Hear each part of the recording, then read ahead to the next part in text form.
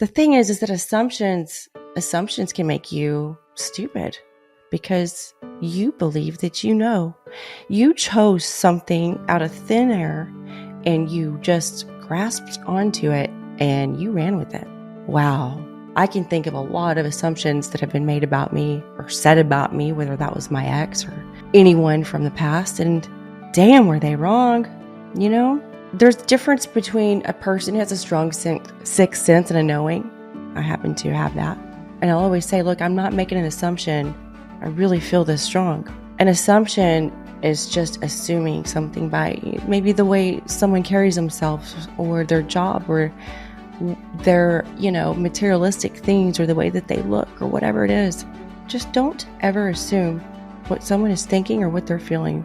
That right there is one of the number one culprits to people not or no longer wanting to confide in you.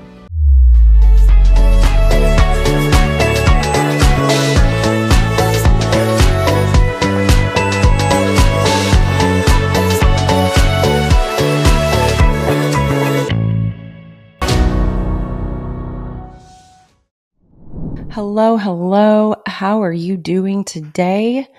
I hope you're all having a fantastic day. Thank you for tuning in to listen to me.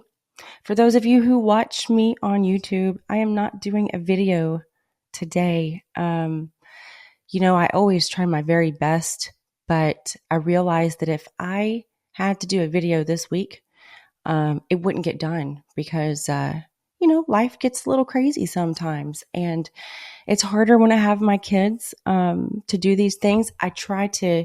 Normally I have 3 to 4 episodes at a time ready to go. But I've been doing a lot of home renovations, and guess what? I decided to do some of those myself. I'm like, ooh, I have spent a lot of money. House is looking great. But I also now want all of my cabinets done in my house. And I can do that. So I did. And I still got a lot to do, but I've done 2 bathrooms and some French doors. And I got to tell you guys, it's looking damn good. It really is.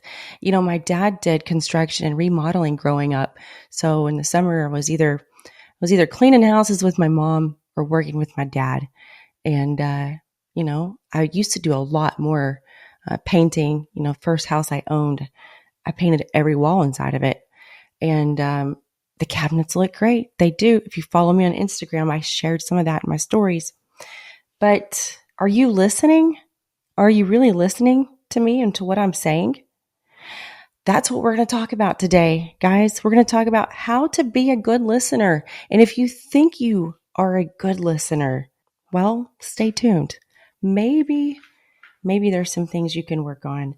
You'll hear me flipping some pages because I took notes. When I get the creative juices flowing, I always keep my journal next to me. In fact, when I was doing the DIY stuff around the house, I had my little journal, my pen, and when something comes to me, I write it down. And so I did, and I've shared some of this in my Instagram feed.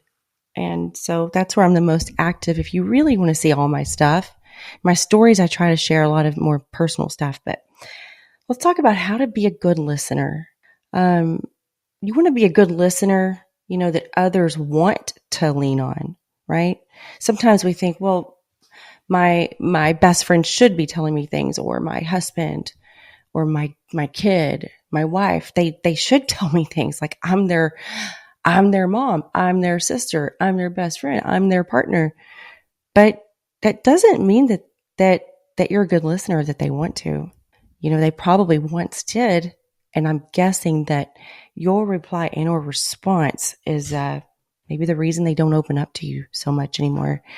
And you want to be a safe space. But how do you do that? How can you create a safe space and knowing that you are, right? Just because of your title. In other words, just because you're the parent, you're the sibling, you're the partner, you're the best friend, that title doesn't just automatically mean that it's a safe space for someone to talk to. Because I think over time, we sometimes we sometimes can ruin that because we're all good listeners in the beginning, right? Like you didn't fall in love because that person was a shitty listener. No, they were a good listener because they wanted to get to know you, right? They listened to every little thing. But over time, we get comfortable in relationships, friendships, and we don't listen as much. Sometimes we just are pretty damn sure we know exactly what they're fixing to say next. We know exactly what they're thinking and feeling, and we say it for them. Well, that's your number one. That's the number one thing to not do anymore, my friends. Assumptions are assumptions are one of my biggest pet peeves. Oh my, I do not. Now, there are people who make assumptions. An assumption is just their opinion based upon their life experiences, based upon their judgments of you and what they think.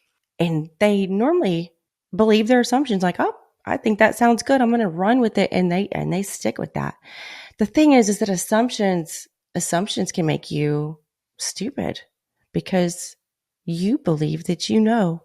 You chose something out of thin air and you just grasped onto it and you ran with it. Wow. I can think of a lot of assumptions that have been made about me or said about me, whether that was my ex or anyone from the past. And damn, were they wrong, you know? There's difference between a person who has a strong sixth sense and a knowing. I happen to have that. And I'll always say, look, I'm not making an assumption. I really feel this strong. An assumption is just assuming something by maybe the way someone carries themselves or their job or their, materialistic things or the way that they look or whatever it is. Just don't ever assume what someone is thinking or what they're feeling. That right there is one of the number one culprits to people not or no longer wanting to confide in you. You want to be a listener, not the replier, not the speaker. God gave us 2 ears and 1 mouth for a reason, because it's more important to listen. You want to be a good listener that others want to lean on. Listen without giving advice. Listen without judgment. Listen without questioning. Just listen, my friends. No advice, no questions, no trying to relate. Just listen.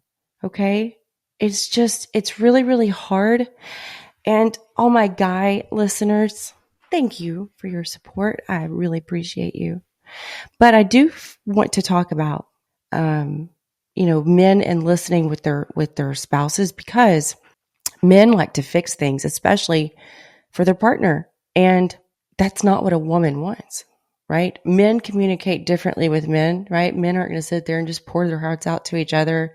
They're going to be like, hey, man. And when men talk to each other, they kind of are wanting advice. But that's not how women are.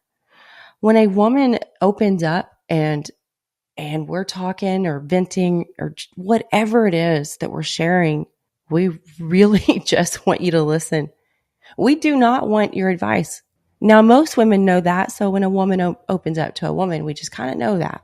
But not all women do. When someone talks to you, when someone decides to be vulnerable with you and brave, there is a reason for that. There's something about you and that current situation that created comfort that is allowing them to share something heavy on their hearts. And that sharing of something heavy on your heart and getting it out is a big deal, number one. But number two, that's part of healing. That's part of figuring it out. But that's for the person to do that's sharing with you. When someone says, hey, I need to talk to you, that means they're the talker, you're the listener. Don't give your advice unless you are asked. Don't give your opinion. Don't try to fucking relate like, I look, there's a time and a place for it. Look, I definitely do the relating thing sometimes, but there's, like I said, there's a time and a place, and it depends on the subject matter. Another thing is to meet people where they are. Meet people where they are, not where you are, where they are. Again, something about you, the friendship, relationship, and the situation at hand, the environment, made a safe space for this person to open up to you and be vulnerable, to share something. So don't you dare make them feel regretful for doing that.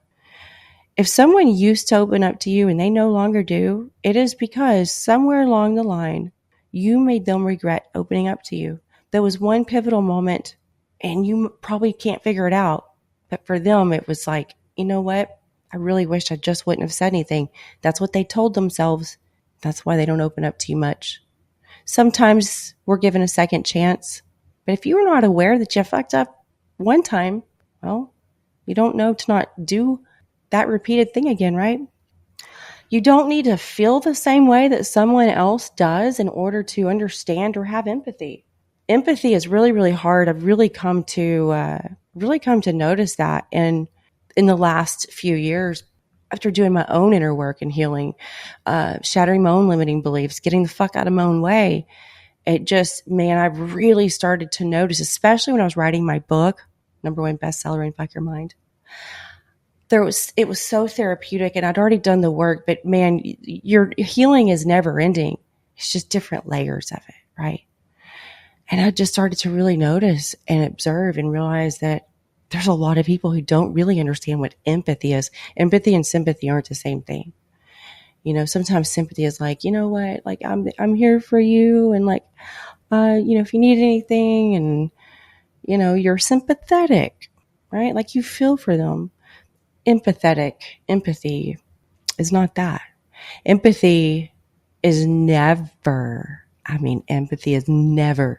ever, ever saying the words, it's really not that big of a deal, or I don't know why you're so upset, or look, it's going to be okay. Like, hey, your pet died. And it's like, oh, hey, look, it's part of being a pet owner. We know that that's part of it. We take that responsibility on, or they're in a better place. Fuck all that. If you say all those, fuck them. Don't ever say it again. And I mean it. Do yourself a favor and everyone else. Don't fucking say that shit again. When someone's crying and they're fucking hurting, just say, you know what? It just sucks right now. My sister, one of my best friends, her dog, Precious Parker, passed away recently, and it's been hard on the family. My sister is single and she lives in my guest quarters, and it's just amazing for the kids and I. And so Parker, we were all really close with her, and it was very out of the blue. And I created a post, and if you follow me on Instagram, about healing and just about allowing people to heal, allowing people to grieve. You know what? When that happens, when you lose a pet, it fucking sucks. So don't you dare tell someone, well, we all know when we decide to be a pet owner, it doesn't matter. None of those things change the pain that someone is currently feeling. But what it does do is it makes it worse, and it makes them really not like you at that particular moment. Meet people where they are. If they're hurting, just say, I'm sorry that you hurt. You have every right to be. Don't ever say, well, but I just don't understand. Like, I really don't see why you're reacting this way. I don't really see what the big deal is. Or like, it really shouldn't have bothered you that way. Maybe it's just a combination of things when this is just hitting you hard. Those really just make you look like a fucking asshole, a cold asshole. Don't do it. You don't need to feel what someone else is feeling. You don't need to even be able to have that reaction if you were in their shoes. Don't question someone. Don't criticize someone for how they feel at that particular fucking moment. Meet them where they are and just say, I'm sorry. Like, this sucks. And like, you just don't deserve it. What can I do? I'm here for you. If you just need me to sit and be here while you cry, I'm that person. I'll give you tissues. Just listen. People will ask you for your opinion or for your help, or if you've had anything similar, they'll ask you. Sometimes we try to overhelp, and it really just comes off kind of, it comes off pushy and critical and just kind of like overbearing, and just, it's too much.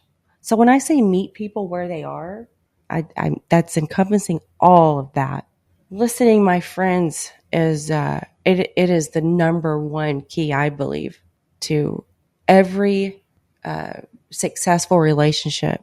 If you want a loving, happy, healthy, long-lasting, successful relationship that's just full of everything a relationship should be it. Then it's listening. Listening is going to be the reason that happens. Because when we start to tell someone how they should feel or what they're going to say, or we don't really listen very good, it's the beginning of someone having, not hostility, but just like a hardness. You start to despise that person. You get resentful. You only get one time to react. The first time someone opens up to you and you fuck it up, more than likely you're not going to get another chance, because it's a big decision to open up to someone. And they're already probably a little nervous or on eggshells to open up, because sometimes we carry shame or guilt for how we feel or what we're going through. And we don't want to tell other people because we're like, man, I feel bad enough as it is. And, it's just going to make me look stupid. These thoughts go through our head before we talk to someone. Sometimes the burden gets too heavy and you got to open up. And if they open up to you and they're already feeling kind of shitty about what they're going through, and you just react like a just a judgmental, critical person that doesn't really want to listen, it kind of ruins it. If we all just do the things that we did in the very beginning of a relationship or friendship that made that person fall in love with you, that made y'all be like, hey, we're best friends. If we just kept it up instead of taking that person for granted and being like, I know them. I know what they're thinking. I know what they're feeling. Well, as soon as you think you know something in life, my friends, that's the moment you become stupid, because you stop growing. When you're 90, 95, 100, and don't you dare say, I'm not going to live that long. Well, you won't, because you said that. So change it. But till the day you die, you're still learning, because the moment you say, I kind of already know everything, well, that's the moment you stop.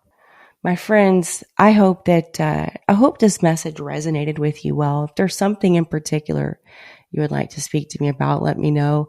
Again, I'm really only good at doing Instagram replies in my DMs, but you can shoot me an email. You can reply on YouTube. I'm trying to get better at checking it, but I'm not the best. I got a lot of different platforms I got to check shit on, and it's a lot. And so anyways, I would really love to hear from you. If you want to send me an email with a question that you want me to respond to and answer on this podcast, please feel free to do so. I would love to. I hope you all have a great rest of your day. I'll talk to you soon.